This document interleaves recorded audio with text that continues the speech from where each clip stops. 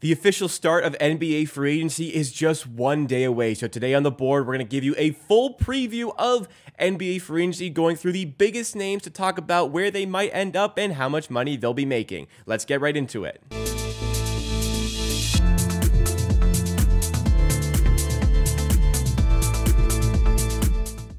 Lots of players to discuss for today's NBA free agency special here on the Board YouTube channel. So make sure you drop a like and subscribe if you're watching on YouTube and you find yourself enjoying. And also, if you're listening in audio form, please make sure to rate and review 5 stars and follow for more. For today's show, we would encourage you to check out the YouTube video because we do have some visuals to go along with it, making it a little bit easier to follow. But let's get right into the free agents that we want to talk about. We have them separated into categories here by position. We have point guards, shooting guards, forwards, and centers. And under those categories, we have the players we expect to re-sign and the players that we just don't know what to expect from them. And we have Pips joining me for this one. So let's get right into the point guards on the list here. So in the re-sign category, we have James Harden and Russell Westbrook. And in the questionable category, we have a list of players possibly headlined here by Kyrie Irving and Fred VanVleet. Let's start off with Kyrie Irving here. What do you make of Kyrie Irving's situation, and where do you expect him to end up? Yeah, it's always questionable with Kyrie Irving, but yeah, I think he is resigning, especially after the draft night when Dallas Mavericks open up some cap space with that great trade. So I think Kyrie is staying. They will offer him maybe even like 5 years max deal or close to it. So yeah, I just think Kyrie is staying in Dallas. That was the initial plan, and they'll do everything they could to make him stay. I'm not sure there's a ton of teams lining up to give Kyrie Irving a massive contract, but since they committed to him at the trade deadline, it feels like the Mavericks kind of have to get him. I would have put him in the re-sign category because I think he will re-sign, but you just never know with Kyrie Irving. One of the players that is truly questionable and possibly the headliner of the list of questionable players here is Fred VanVleet. He is linked to a deal with the Houston Rockets, reported a 2-year, $70 or $80 million contract is on the table there. Apparently, the Raptors are looking more at a 3-year, $90 million contract or possibly 4-year, $120 million. But what's your perspective on Fred VanVleet? Yeah, I think if Raptors are offering 4 years deal, that's a no-brainer for Yeah. Fred VanVleet. Even though I think Rockets could offer 40 millions for 2 years, even I think 42 millions for 2 seasons. I think Fred VanVleet is going to pick longer contract, and if there is 4-year contract on the table, he's staying with the Raptors. But I can see him. I can see Rockets offering this kind of contract because it's only 2 years and he can help them a lot. Leadership, experience, playmaking, shooting. He kind of suits the team well. But as a Rockets fan, I'm not huge fan of it. So yeah, I don't know. Like Rockets have the most cap out of any team, but I don't think spending 70% of that cap space on Fred VanVleet is a good idea. Yeah, and we'll talk a bit more about the Rockets. We have a Houston Rockets specific special coming tomorrow, so make sure you guys stay tuned for that. We'll talk more about VanVleet. We'll talk a little bit more about James Harden as well, though it does seem as though he will ultimately end up with the Philadelphia 76ers after the change of coach. But yeah, the VanVleet situation is a bit complicated. If it's 3 years, 90 million with Toronto or 2 years, 80 with Houston, no income tax, no individual income tax in Texas. There's big individual income tax in Ontario. So that could definitely be something that entices him to go over and play under Udoka. But some of the other interesting names that we have here on this list, I'll just list them off for the audio listeners. Jevon Carter, Dante DiVincenzo, Dennis Schroeder, Dennis Smith Jr., and D'Angelo Russell. Any specific player here that you want to briefly discuss and that you're interested in? Yeah, I like most of these. Jevon Carter can help so many teams. Like I don't know if people He's even underrated. realize very underrated. He's shooting. He shot 42% from three last season and on a huge clip. Yeah, if you look at the per 36 minutes, almost on 7 attempts a game. And a lot of them are pull-up threes, which is impressive. Yeah, and also he's great point of attack defensive player. Even though he's not great size. He's good on defensive end, so he brings defense and shooting, and he can handle the ball. So I think having him off the bench is kind of great player to have, great guard to have. So any team will profit from having him on the team. So I just love whoever go. I think a lot of teams should, especially contenders, should look to add Jevon Carter. Agreed. And my favorite sign probably here is Dennis Smith Jr. He had a great bounce back season last season. I mean, of course, he's non-shooter, and that's kind of a big deal in this league. But with a team that has plenty of shooters that needs rim pressure and point of attack defense, he was one of the best defensive guards in the league last season. I think he was close. If he had more minutes in games, I think he was close to even being all NBA defense. Like he was close. I won't say that he deserved to be all defensive guard, but he was close. That's how good he was last season. And yeah, he can handle the ball, create, and pressure the rim. So having him off the bench for 12 to 15 minutes throughout the regular season, I think that's great value, and you can sign him for cheap. It's incredible that about a year ago today, Dennis Smith Jr. was preparing for a career change. He was trying to get into the NFL, the football league. So almost was a football player a year ago. Now it looks like he's going to get another NBA contract. So congrats to him. A couple of names that we'll look out for as well. But just for the sake of time, we'll move on to the shooting guards here. And not a lot of shooting guards on our list. You could classify guys like Bruce Brown or maybe Dylan Brooks as shooting guards, but we'll have them in the forward slot. But the three guys we have under questionable, none in the re-sign category. We have Strus, Eric Gordon, and Svi Mykhailiuk. Svi Mykhailiuk was a late addition, just for the sake of conversation here. But Strus is probably the big one. Doesn't look like he's going to stay in Miami. Where do you see Strus ending up? Yeah, that's he is a great shooter, but last season he shot only 35% from the 3-point line, and if you are and in the playoffs he shot 32% from the three. So like not a great season behind him. If you look at the season earlier, last season he shot 41%. Season before he shot 34%. Now he shot 35%. So if he is not a reliable shooter, and he showed that last season that he isn't actually, I don't know what kind of deal he can get, because outside of shooting he doesn't offer much. He's not a great defensive player. He kind of can do some cutting, but that's about it. So it will be low, cheap contract probably for Strus, because as I said, 3 seasons in the NBA, 2 seasons he shot 34 and 35%, 1 season shot 41. That could be an outlier, so we don't know. But yeah, not looking great for Strus probably. Yeah, I don't think he's going to get much money, which leads to, I mean, a lot of teams could sign him, and I think a lot of teams could just use the movement shooting, even though it's not as efficient as you'd want it to be. I think there's a lot of teams that would give him an opportunity. One new free agent that came up yesterday was Eric Gordon. Of course, you know a lot about Eric Gordon, a former Houston Rocket, longtime Houston Rocket, but I think he's a good player. I understand why he got waived, but I think there are a lot of contenders that could use a player like this coming off their bench. What do you make of him?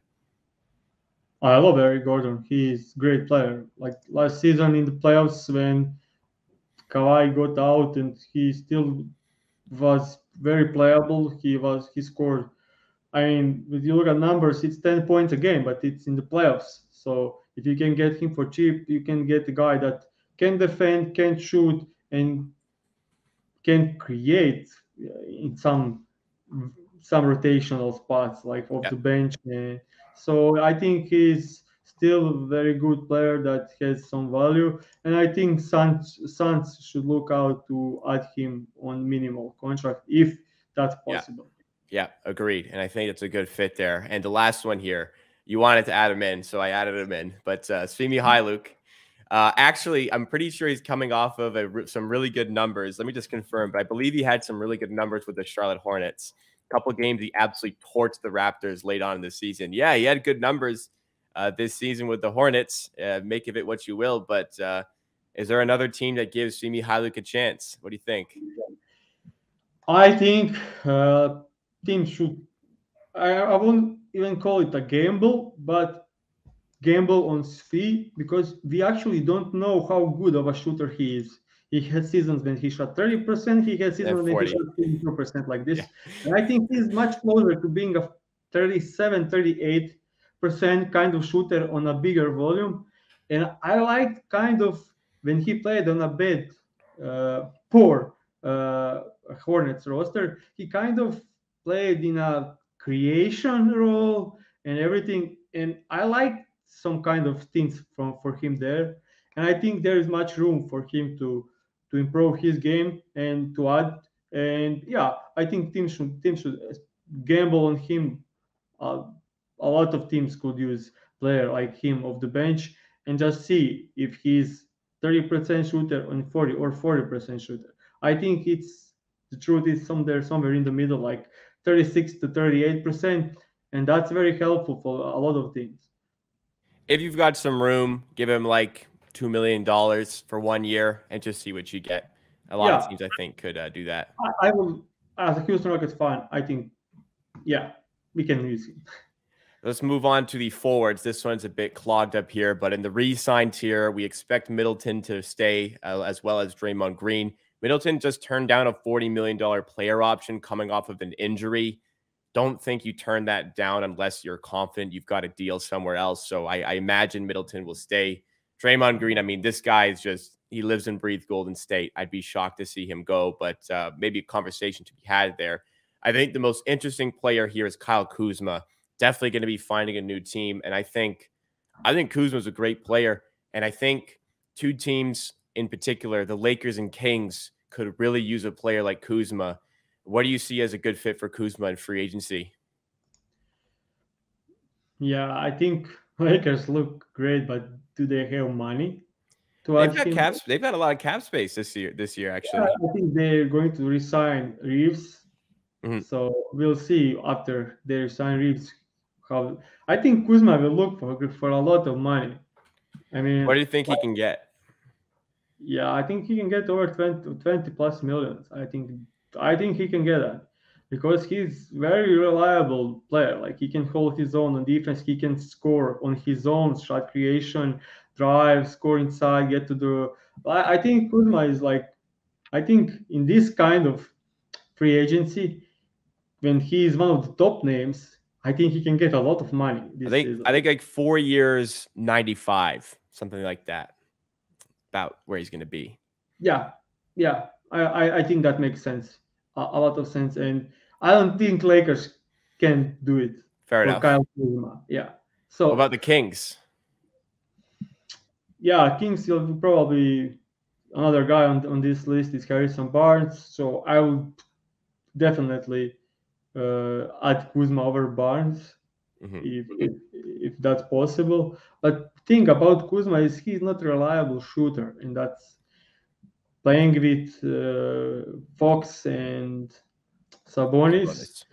Yeah, if you don't have like three shooters today in the NBA, it will be a problem. But playing with them, he will also have better looks than he had throughout his career. So yeah, it could make sense. Some other names here. Dylan Brooks is obviously a key name to look out for. Bruce Brown as well. Cam Johnson here too. Grant Williams is I think a lot of teams should look at a player like him. Anybody in particular you want to talk about here? I'll just short. Dylan Brooks mentioning of Houston Rockets, please no. Bruce Brown, that's ultimate player. Like whoever gets him, he will have. He can get a good amount of money right now. He's a good player. Yeah, 15 range millions for I think is reasonable. Cam Johnson about to get overpaid, but I think he'll stay. I think he'll stay. Yeah, but I don't know. I think they can offer him 25 million, and I think he could get better deals from Pistons and Rockets. 25? Yeah. A year? Yeah. I think everyone in the Rockets space Twitter or fans said that they are fine to giving him 27, 28. And same thing with Pistons. So sorry, Cam Johnson is gonna get. Yeah, that's kind that Is that not ridiculous to you? It's unbelievably ridiculous to me, but I can't believe this number I'm hearing right now, man. Yeah. I mean, he shot last 2 seasons 43% and 41% from three on a huge clip. He in the net showed that he can score inside too, and yeah, I mean he's good on defense, good defensive wing. That's one of the best shooters in the league. Like, and he's 27. Like that's I would never offer him that money, but in this free agency and with Pistons and Rockets having that much money to spend, he could get a great deal. Yeah. Congrats to him if he gets that. But wow, that's insane. Yeah. But on the Grant Williams point, last 2 seasons he shot 40% from three. And he's a great defensive player. Great defensive player. Yeah. Switchable too. A fighter, just gets it gets down and dirty, does the dirty work. Yeah. Great mentality. Dogging him. Great defense, great shooting. Like, teams should just go for him. I don't think there is a team in the league that wouldn't get better with adding Grant Williams. Agreed. And I think the same kind of goes for Bruce Brown if they can afford him. Last thing on forwards, I could personally see Brown getting a big deal from like even like a Spurs or a Rockets, just a big deal just because they need to hit their cap floor. Give him the tools, give him a short contract, take him into a bigger contract potentially next time. I think there's value on Bruce Brown. I think he's going to get paid, and I think he's ready to get paid at this point. But let's go to the centers here. Not a lot to talk about in the center categories, but I expect Jakob Poeltl to stay with Toronto. Brook Lopez, maybe a little questionable, but I have him under re-sign to stay with Milwaukee. Big questionable. Christian Wood from his time at the Rockets. Did not have a good time with the Dallas Mavericks. I don't know what his future holds. Let's start with Christian Wood here. Anywhere you see Christian Wood slotting in this summer? Yeah, that's difficult. But if anyone needs front court scoring, yeah, you can have Christian Wood there. If he can get off the bench, he is tremendous player. Like the problem with Christian Wood is defensive consistency, defensive positioning, rim pressure, and if he gets under the good coach that can get him to be focused, to play his 20 minutes a game, very focused and zoned in, and keep him like in the game, he's one of the most talented offensive players in the league. Like when he hits his free throws, he's one of the most efficient players over the last couple of seasons. He can play pick and pop. He can play pick and roll. He's finishing inside the 5 feet of the rim is one of the best in the league. And yeah, he's great offensive big guy in the league, one of the best defensive big guys in the league. So if any team needs that, go for him. Like, he's tremendous. But on defensive end, very poor. I'm looking around right now at teams. I can't really picture a fit for him anywhere. I don't know. I think a team will pick him up. Top of my head, I can't think of one. I don't think he's going to get a good payday, unfortunately for him this summer. But yeah, that's a bit down to him. And I guess the attitude was a bit of an issue with Dallas as well. I understand he was kind of thinking he was going to start. He signs, and all of a sudden he's a sixth man, so he's a little bit upset about that. But I'll say attitude is the main reason why he is getting sent all over the league, even though he has always great numbers. Yeah, exactly. He's just not like, he will make 2 fouls and then decide not to play defense, to not get in the foul trouble, to not lose the playing time. He will literally, at Houston Rockets, he will just let players score on him rather than him picking fouls. Like, he is not in the right mind to play at the highest level. Like, I would never play him on the court in the playoffs huge minutes. That's from my side. Yeah, I watched it's him for fair. 3 No, you're seasons. right. You're right. You wouldn't be First, able to play him in the playoffs. yeah, first season the Houston Rockets, I was huge fan of Christian Wood. I was watching him in Detroit Pistons and was like, this guy is amazing, this guy is unbelievable. How we did get him for so cheap, etc., etc. And then as the season was going along, I just noticed every single little thing, and yeah, he just fell down way on my radar. And just Pirtle, I don't really think we need to talk. I mean, I just fully expect Pirtle to sign with Toronto, but Yeah. Brook Lopez, maybe some small questions there. He had awesome interview. Oh, did he? What did he say? Yeah, he said he'll sign with Supersonics. So yeah, he'll probably stay in Milwaukee. I guess I hate that we keep talking about them, but the Rockets have the cap space. That could be a team that throws money at him. But what do you make of the Lopez situation? I think he's one of the best bigs in the league, and he's underutilized on the offense on Bucks. He's still. I know he's playing outside and shooting threes and making threes and being great there, but in the games when Giannis was out, when they played him inside post up and pick and rolls with him, he was unstoppable. He was unstoppable. So I think he's even better than everyone thinks. And in drop coverage and defense, he's one of the best in the league. So tremendous player still at this age. And yeah, I think I would love Houston to sign him, but that means I will talk about a bit more on the special Rockets. But I don't want Şengün to lose minutes to anyone. So yeah, fair enough. And I think he's better off in Milwaukee regardless. So that will wrap it up from us for our free agency special. We'll see where all these players end up. And of course, we'll have our reactions here on the channel, on the board. Make sure you're subscribed on YouTube or following on your favorite podcast platform to support us. Make sure to hit that like button and rate and review 5 stars. Use that QR code or the link in the description to sign up to new sportsbooks today and get involved for the new NBA season with our affiliate links. We'll see you again very soon for some more content here, part of the Hammer Betting Network.